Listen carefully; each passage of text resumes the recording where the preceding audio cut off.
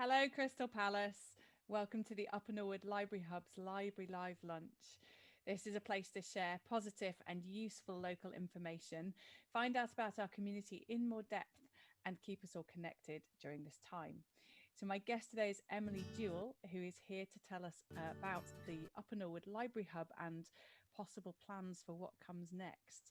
So, Emily, thank you so much for joining me today. It's lovely to have My you. pleasure. My pleasure. Tell us a bit actually about what your role is at the Hub. So I'm a hub director, which is a job share. So my colleague Margaret, Ajay, and I both work part time. I work 3 days a week, Tuesday, Wednesday, and Thursday. And we both feed into all the business areas. Very broadly speaking, before lockdown, I was focusing on operations, and Margaret was finance, HR, and policies.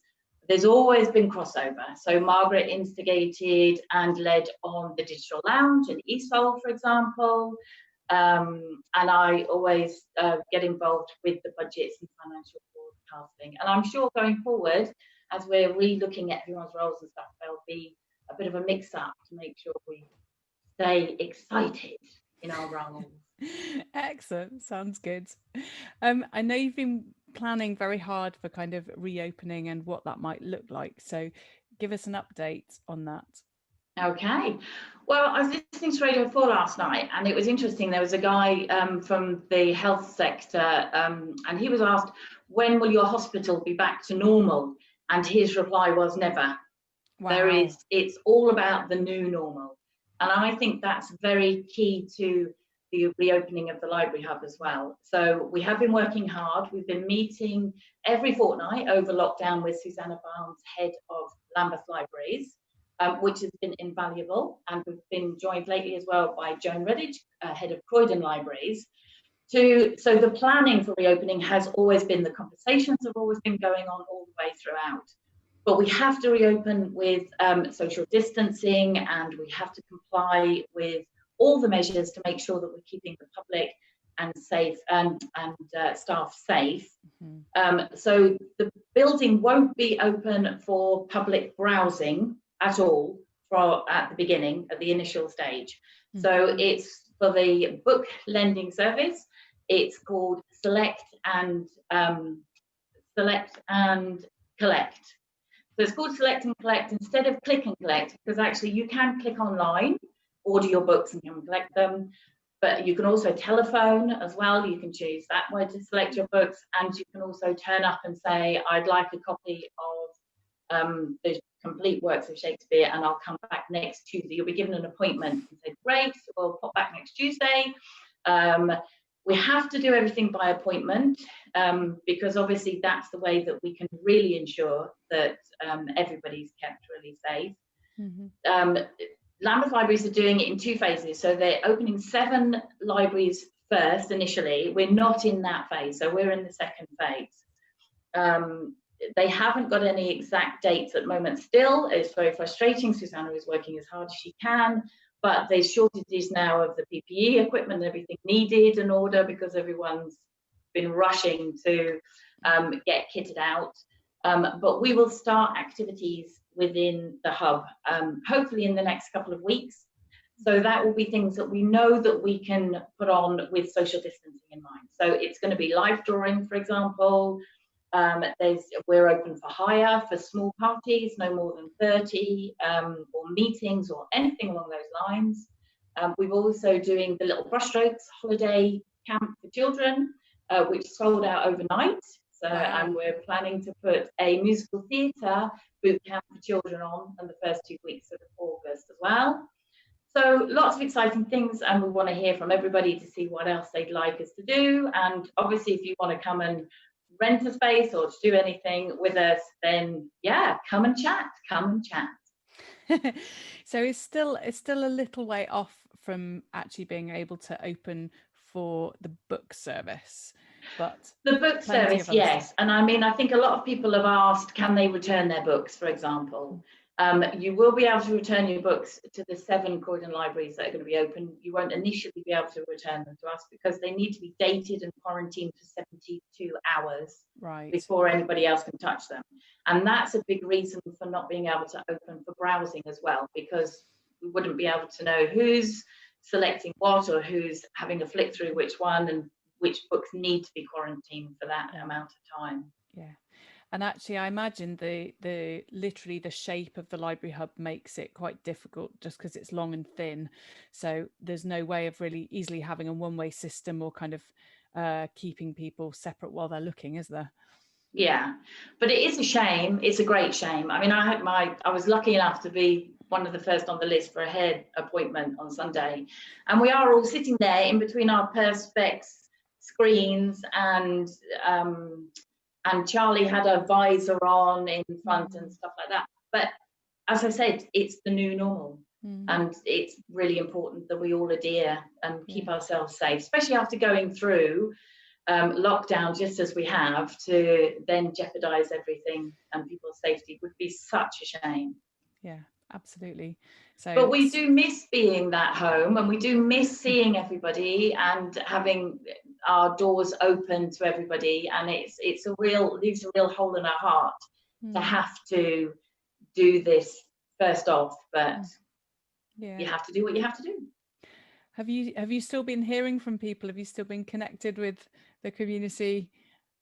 Yes, indeed. I think that our All Alone Together project, which you're doing an amazing job on interviewing everybody, has been a really, really good way to do that. I know you're still looking for people. I still, it seems like I'm on a sales patter here, don't I? But I know you're still looking for people, and people of all ages to come and give their voices for lockdown. And I know people will have had really positive experiences from lockdown, however odd that sounds, and some stressful and negative. I know, for example, my own experience, my daughter's at primary school.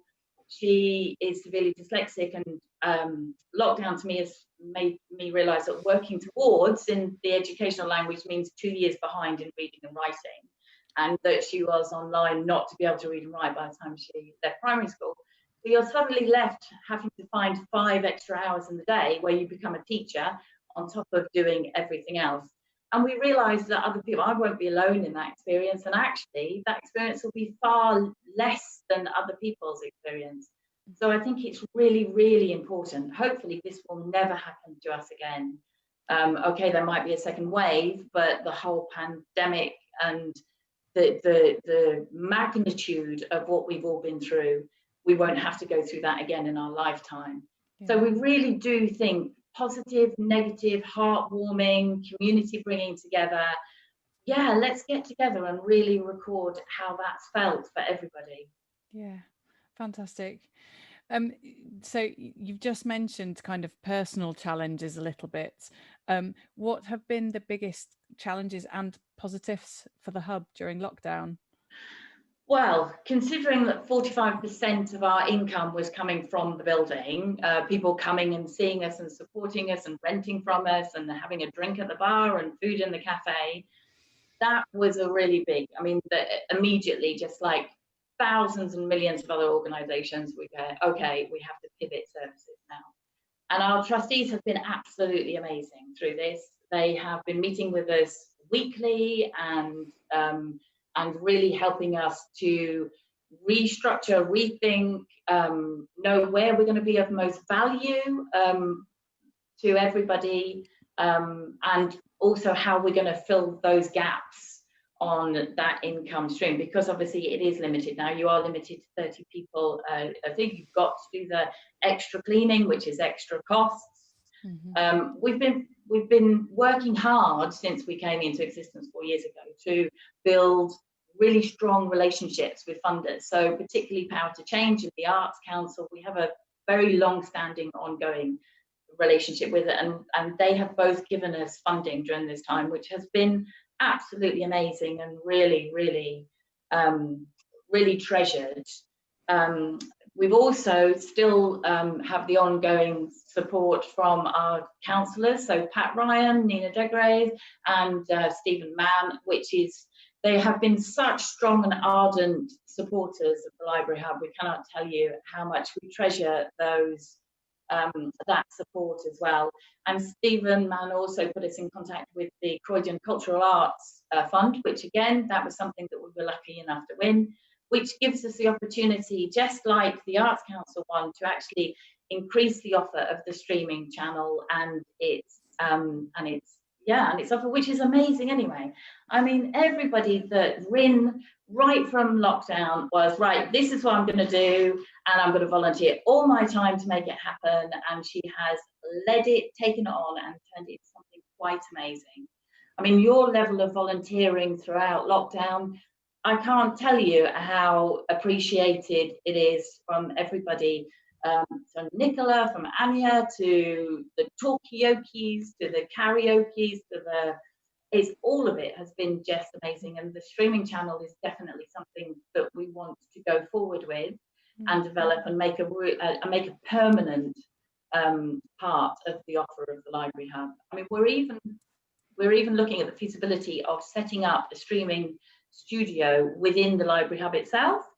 So people will be able to come and hire it or use it. And it'd be great. I think it'd be great to be sitting in the Library Hub and knowing that somebody's broadcasting from underneath your feet. It would just be another touch of magic, really. You could hire your power tool and go down and do a streaming thing about it if you really wanted to. Who knows? Possibilities are endless. I can see some interesting danger points with that one.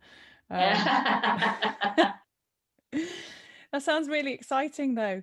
Are there any other kind of future plans, ideas, current things that are happening that you want to tell us about? Well, yeah, I mean, it has been a really busy time for us to keep things going. So Chris has been working. He has volunteered so many hours as well during lockdown. It's just amazing, as well as Margaret and the rest of the team. It's just really, it really has been quite special. And he's working hard on doing a website to make sure that we're messaging everything. There's Finding Wonderland that's coming up on the 30th at 6 o'clock, and that's going to be a family show, but come on, there's no age limits to singing and vocals. And then we've got the Attic Arts weekend. Obviously you've got the sound bath and everything else going on. So most of our offer at the moment is still the streaming channel. But everything else that we're planning, like the little brushstrokes, like the things, I think that we heard from everybody that actually the children are now just bored completely, and parents are really stressed and they are trying to get focus time for work, but it's not really happening. So I think that the boot camps have been our first priority to try and fill that need and that gap. But yeah, it's really exciting. I mean, being allowed now again to go back into operation just allows us to start all that planning and all that thinking. So what are we going to do with the car park? So the car park could be lots of markets. We could have lots of markets. We could have barbecues. We will absolutely look at every inch of the building and make it work, and really want to hear from everybody in the community just to say, what do you want from us? What would be really valuable to us? Because if we can fill that need, then we will make it happen. We've also been involved in the town team, which I know that you've had people talking about that on the thing, and Margaret's going to be involved in the supporting new development of BAME businesses in the Triangle as well. Awesome. We've been doing a lot of training and development. So the SSC Trade Up is really exciting, and Margaret's been attending lots of sessions for that, which is gaining all this knowledge and new skills to bring back into the organisation to strengthen us going forward.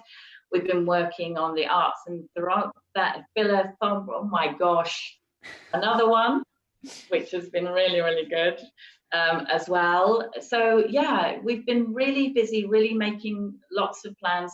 Our biggest thing is to make sure that we secure the future of the Library Hub going forward for everybody. We're always absolutely thrilled to hear all the comments from everybody, which we do randomly from people that we're not even paying to say really nice things, which is always really good, because it does kind of make you think, well, we must be doing something right. We are obviously, like every organisation, facing funding problems. As I said, we are working our hardest to make sure that that doesn't happen. But, you know, if you fancy supporting us, please come and have a look at our supporter scheme, which is absolutely amazing. We're really looking to grow that because it's a way for people to come and try out different things in the building as well. Which would be, so yes, so please come and be a supporter, come and donate, come and volunteer if you would like to do anything with us as well. I feel I've talked a lot.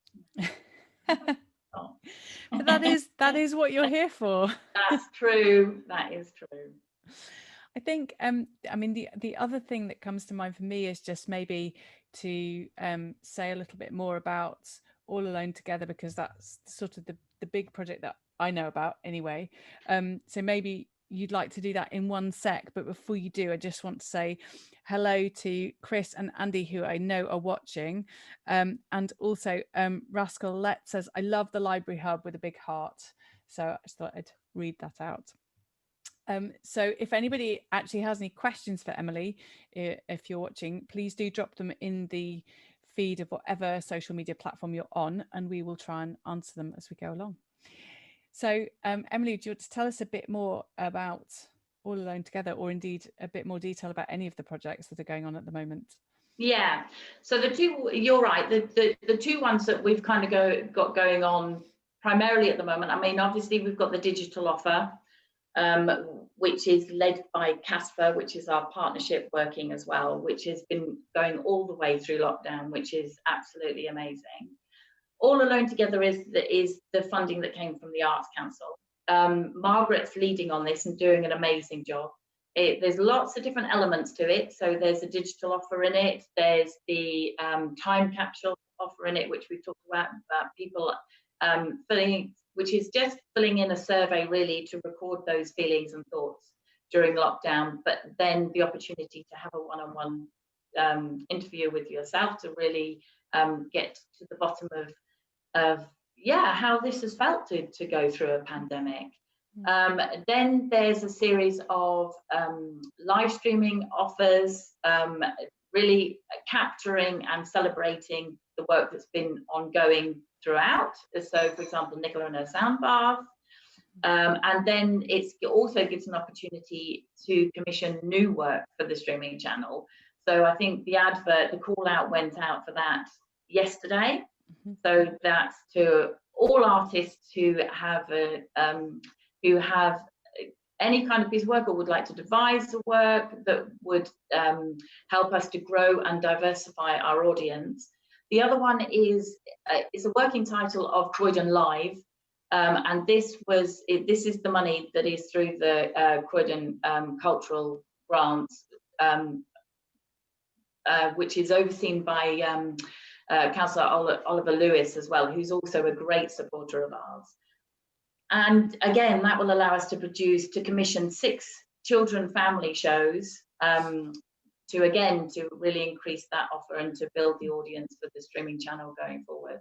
It'd be really interesting as well to see, to get feedback from people about how we do go forward with the streaming channel, because obviously there's people's times and everything that it's amazing, as I said, that everybody has volunteered their time to this point, but we realise with everybody going back to work and obviously everybody has rent or mortgages to pay, that it's a really interesting time to see how we can actually bring in revenue to help sustain the streaming channel. So it'd be interesting to hear if people feel that if some of the sessions become paid for sessions, if that's something that they would be open to, and just general thoughts on any gaps or anything that they feel that they'd like to see on the streaming channel. And of course, bring on your comments of everything that you think is just spot on and that you want to see more of. And I'm sure Rin and everybody else will do their uttermost to make sure it happens. I don't think there's anything that we've ever taken to Rin that she doesn't know the answer to. So she is definitely amazing. Well, I guess my question, maybe I'll ask her later, is whether actually the live streaming has reached a different audience from the one that comes into the hub. and whether going forward that means that it's opening up the options to a wider audience as well as to different options for the existing users. Yeah. I mean, I think in every, I think in every service and everything new, there's always the different stages. So I think Rin's priority was to get it up and running and to make the offer really varied and exciting. And I mean, it's been delivered across 7 days of the week at varying times. So I think that's really great. I think now will be the time for everybody to have a look and to see what audience it's got. We've done a lot of stat crunching of late to see who's watching and at what times and what kind of programs have been really successful and everything else. And that then will help us formulate and inform going forward and how we shape it. Yeah, fantastic. We're coming towards the end of our time. So you want to hear from people is basically the takeaway message, I think. But is there anything else you want to say in kind of conclusion? Just thank you to everybody, really, for your continued support. Thank you to all the staff and volunteers that have come to all the keeping in touch meetings that have been going on every fortnight. Thank you to everybody out there that has always supported the Library Hub and made positive comments. And yeah, we just can't wait to see you all again, and we can't wait to get this to move into hopefully finding the vaccine where we can really start to have lots of massive celebration parties that will last hopefully for a decade. In the meantime, working towards a new normal for now anyway. New normal for now. And as I said, I think it's really great to be able to message the fact that it is going to look different. It's not going to be, it is going to be select and collect. You won't be able to just turn up and come in. You won't be able to just pop to the loo. You won't be able to come in and use the Wi-Fi. But we will, as soon as the guidance goes, as soon as it's safe, we'll start to open it up again. So you can really start to do that, because it's not ideal and it's not who we are, but it's who we have to be right at this time. Yeah, and adapting and being as flexible as possible within the bounds of what's safe. So give us a shout if you have any comments, if there's something you'd like to see that we don't already have. Do check out the live streaming program if you haven't already. I'd just like to give a quick shout out actually to Anya, who I think is watching, who is runs SE19 Dance, which was classes in person in the Library Hub, and she's been amazing at putting things online. So we have a class from her at 6:30 p.m. every Monday for a healthy spine, and having done it, I really recommend it. I know we have lots of other people who normally provide classes and things in the library who have gone online too. So we have yoga every day from Maya. We have the mindfulness meditation sessions from Nicola. We have various singing classes from me and my colleague Jake. There is Chris is giving coaching tips for runners, particularly focusing on the Couch to 5K program on Thursday evenings. We have live music, we have DJ on Friday evening this week, and just such a varied, as Emily said. Listen to all of that. I'm about to collapse. It's so amazing. I mean, what's not to love? And I think Anya is going to be part of the All Alone Together project too. So that's really exciting. Great.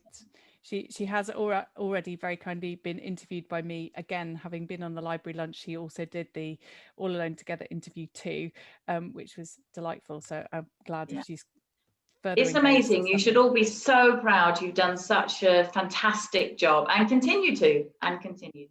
Thank you. Well, it's been a great pleasure from my point of view, and which actually brings me on to that the library lunch is obviously one of the things that is ongoing on the programme as well, but we are taking a break for a couple of days. Rin and I are having a holiday, at least from the library lunch, just for a couple of days, but we will be back on Monday. when I think I have Zoe Marks, who is coming to talk to us about a food hub in Brixton and a healthy living platform that she's been working for during lockdown, and give us a bit of an update on that. So I think the only other thing that I'd just like to follow up from what Emily said is that we are looking for artists specifically for paid opportunities to live stream. The deadline is next Wednesday, and there's a form to fill in, which I have no doubt is now in the feed and whatever social media platform you're on. That we're also looking for people who would like to do regular live streams on the program. There's some slots available, so give us a shout if you're looking for something slightly more regular as a volunteer at the moment. And we've got a lovely comment from Andy Scholes, friends of Gypsy Hill, who says good luck Library Hub. Thank you, Andy. Thank you. And also, even though the one deadline is next Wednesday, the Croydon Live, the cultural coordinator, that'll be afterwards as well, so there's even more opportunities. Amazing. That won't be the end of the story. So basically, if you have anything that you want to share on our live stream, please get in touch. Actually, we're also looking for a co-presenter for the library lunch, because I'm getting to the point where 5 days a week is not going to be viable for very much longer. So if you're interested in that, get in touch. If you have thoughts of things you'd like to see, ideas about ways forward, please get in touch. Basically, we want to hear from you. So I think I'm going to leave it on that with that community thought, because the hub is such a community space and always has been. So Emily, lovely to chat to you. Thank you so much for joining us and giving us an update. Thank you. Take care, everybody, and have a lovely weekend, because we'll see you on Monday for the library lunch, hopefully. Bye for now.